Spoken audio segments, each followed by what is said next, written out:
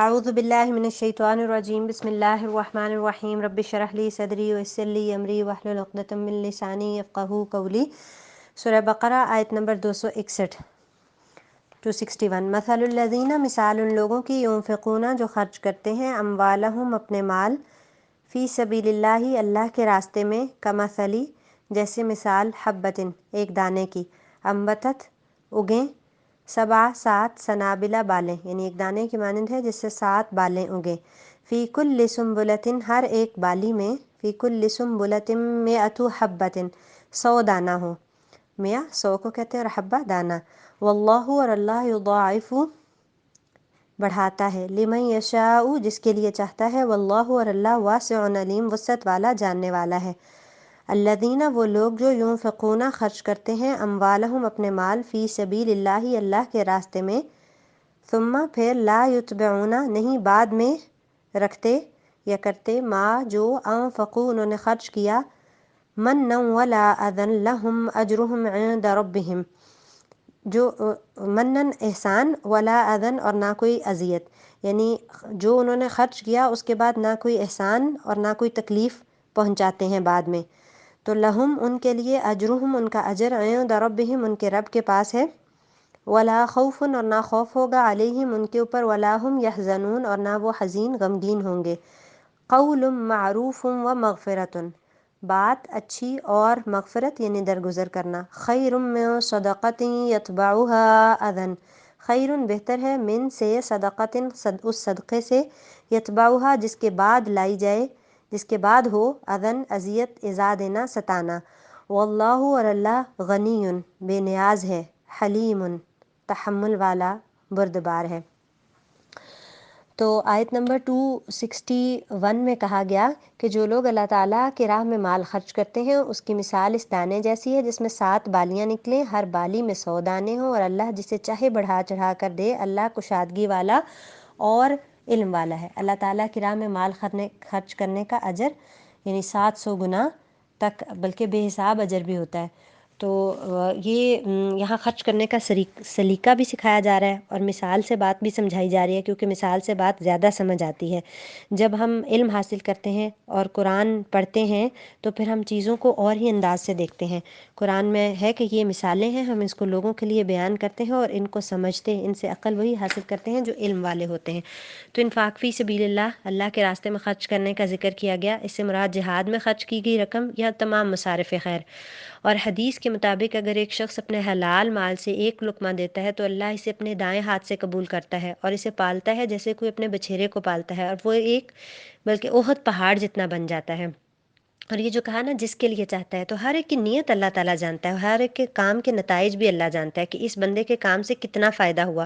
انسان کو اپنی نیکی کا ایک حصہ جو اس کی آنکھوں کے سامنے ہوتا ہے وہ نظر آتا ہے، اور جو نظروں سے اوجھل ہوتا ہے اس کے کیا کیا اثرات ہوتے ہیں وہ تو انسان نہیں دیکھ سکتا نا۔ اور اسی طرح کہا گیا کہ اللہ تعالیٰ کے راستے میں خرچ کریں، تو اخلاص کے ساتھ اللہ کے لیے اور شریعت کے مطابق خرچ کریں۔ اور اللہ تعالیٰ کے راستے میں اکثر جب ہم خرچ کرتے ہیں تو وہ ہمیں مشکل لگ رہا ہوتا ہے، کیونکہ کھانے، دعوتوں، تحفوں، پرسنل ریلیشنز پر تو ہم خرچ کر لیتے ہیں، لیکن دین کی خدمت وغیرہ ہو تو اس میں شیطان اس چیز کو ہمارے لیے مشکل بنا دیتا ہے۔ تو اور اکثر ہم جب اس کو خرچ کرتے ہیں تو ایسی جگہوں پر خرچ کرتے ہیں کہ جس میں ہمیں فوری ریوارڈ بھی نظر نہیں آ رہا ہوتا۔ تو جیسے دین کے لیے اگر ہم خرچ کیا کریں، اس دین کی بھلائی، دین کی تبلیغ کے لیے، دین کو پھیلانے کے لیے، تو یہ بھی فی سبیل اللہ، جیسے کسی کو گاڑی میں بٹھا کر لے جائیں درس وغیرہ میں، تو یہ بھی صدقہ ہے نا۔ تو ہمیں جب اللہ تعالیٰ کے راستے میں خرچ کرنا ہے تو مال بھی خرچ کرنا ہے، اپنا وقت بھی خرچ کرنا ہے، اپنی صلاحیتیں بھی خرچ کرنا ہے، اور کسی کی دنیاوی ضروریات پورا کرنا بھی بہت اہم ہے، لیکن کسی کی آخرت سنوارنے کے لیے خرچ کرنا یہ بھی بہت ضروری ہے۔ یہاں پہ اکثر کوئی تعریف نہیں ہوتی، کوئی بدلہ نہیں ملتا، کوئی انکریجمنٹ نہیں ملتی، اور ہمیں یہ چاہیے بھی، لوگوں سے نہیں چاہیے، ہمیں یہ اسی سے چاہنی چاہیے جس کے لیے ہم کر رہے ہیں، فی سبیل اللہ، اللہ کے لیے کر رہے ہیں نا۔ اور جب اس طرح کی آیات نازل ہوتی تھی تو صحابہ کرام خرچ کرتے تھے۔ ایک جنگ کے موقع پر عبد الرحمن بن عوف 4000 درہم لے کر آئے، آپ نے ان کو دعا دی، برکت کی۔ جنگ تبوک میں حضرت عثمان نے 1000 دینار 1000 اونٹ دیے، آپ خوشی سے اس کو الٹ پلٹ کر دیکھ رہے تھے اور ان کو بھی دعا دے رہے تھے۔ تو صحابہ نے دین کو اسٹرینتھن کرنے کے لیے بہت خرچ کیا، یہی وجہ ہے کہ چند سالوں میں مشرق و مغرب تک دین پھیل گیا۔ آج ہمارا یہ حال ہے کہ مسلم ممالک میں بھی دین بدحالی کا شکار ہے۔ تو ایک حدیث کے مطابق جو اپنی بچی ہوئی چیز اللہ کی راہ میں دیتا ہے اسے 700 گنا تک ثواب ملتا ہے، جو اپنے اور اہل و عیال پر خرچ کرتا ہے اسے 10 گنا تک۔ تو اللہ تعالیٰ تو اجر دیتا ہے بغیر حساب کے، اور جس کو جتنا چاہے وہ عطا کر سکتا ہے۔ پھر فرمایا کہ جو لوگ اپنا مال اللہ کی راہ میں خرچ کرتے ہیں پھر اس کے بعد نہ تو احسان جتاتے ہیں نہ ایذا دیتے ہیں، ان کا اجر ان کے رب کے پاس ہے، ان پر نہ تو کچھ خوف ہے اور نہ وہ اداس ہوں گے۔ تو یہ 700 گنا اجر محفوظ کرنے کا طریقہ کیا ہے کہ احسان نہیں جتانا، دکھ نہیں دینا، دکھاوا نہیں کرنا، ورنہ انفاق برباد ہو جائے گا۔ تو ریاکاری بھی اور اس کے بعد تکلیف دینا جو ہے یہ چیز اس کو صدقات کو ضائع کر سکتی ہے۔ جس کو ہم دیکھ رہے ہیں، جس کو ہم دے رہے ہیں، تو اس کو تو اصل میں نہیں ہم دے رہے، ہم تو اصل میں اللہ تعالیٰ کو دے رہے ہیں۔ تو ہمیں دل میں یہ بھی نہیں سوچنا کہ ہمارا ان کے اوپر کوئی احسان ہے۔ ہمیں کیا پتہ کہ وہ ہم سے نیکی میں کس نیکی میں کتنا آگے ہے، اور اگر ہم سوچیں گے تو سوچ رویے میں ظاہر ہو جاتی ہے۔ اور قیامت والے دن اللہ تعالیٰ 3 آدمیوں سے کلام بھی نہیں کرے گا، ان میں سے ایک احسان جتانے والا ہے۔ اگر ہم سے کوئی لینے والا ہی نہ ہو تو ہم اپنے درجات کیسے بڑھائیں گے؟ لینے والے کا بھی تو احسان ہے نا کہ اس نے ہمیں اپنے درجات بڑھانے کا موقع دیا۔ اور زیادہ سے زیادہ بندے ہمیں جواب میں دے بھی کیا سکتے ہیں؟ زبانی تعریف، تو یہ تو کچھ بھی نہیں۔ اللہ تعالیٰ تو ہمیں اس سے کہیں زیادہ دینا چاہتا ہے۔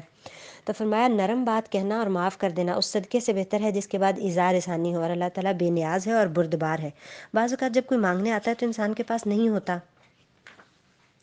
تو انسان اریٹیٹ ہوتا ہے، تو اگر یہ صدقہ ہمارے بس میں نہ ہو تو پھر ہم کیا کریں؟ ایک میٹھا بول، کسی ناگوار بات سے چشم پوشی، ایسی خیرات سے بہتر ہے جس کے پیچھے دکھ چھپا ہوا ہو۔ تو جب انسان اریٹیٹ ہوتا ہے بعض اوقات تو اس وقت بھی اس کو اچھے طریقے سے ٹالیں، بھلے نہ دیں لیکن آسان اور اچھی بات کریں۔ وہ مغفرہ، بعض اوقات لینے والا ایسی بدتمیزی کرتا ہے کہ آپ ہرٹ ہو جاتے ہیں، تو ایسے میں بھی درگزر کر دینا، کیونکہ ہے نا قرآن میں کہ جو صبر کرے اور معاف کر دے تو یہ بڑے عزم والے کاموں میں سے ہے۔ قول معروف سے مراد نرم بات بھی ہے اور دعائیہ کلمات بھی، جیسے وہ اگر آپ کو دعا دے یا خود کو بھی دعا دیں تو آپ کہیں کہ ہمیں بھی اللہ دے تجھے بھی دے۔ اور مغفرہ کا یہ بھی مطلب بیان کیا گیا کہ سائل کے فقر کا لوگوں کے سامنے عدم اظہار۔ اور ایک حدیث میں کہا گیا کہ کلمہ طیبہ بھی صدقہ ہے، اور یہ بھی کہا کہ تم کسی معروف کو حقیر مت سمجھو اگرچہ وہ اپنے بھائی سے خندہ پیشانی سے ملنا ہی کیوں نہ ہو۔ لیکن اس کا یہ مطلب نہیں کہ ہم بس اچھی بات ہی کریں اور صدقہ نہ کریں۔ حدیث میں ہر مسلمان کو صدقہ کرنے کی ترغیب دی گئی ہے۔ پوچھا کہ اگر اس کے پاس کچھ نہیں تو فرمایا اپنے ہاتھ سے محنت کرے، اور اگر وہ بھی نہ کر سکے تو اپنے آپ کو اچھے کاموں پر رکھے اور برے کاموں سے روکے۔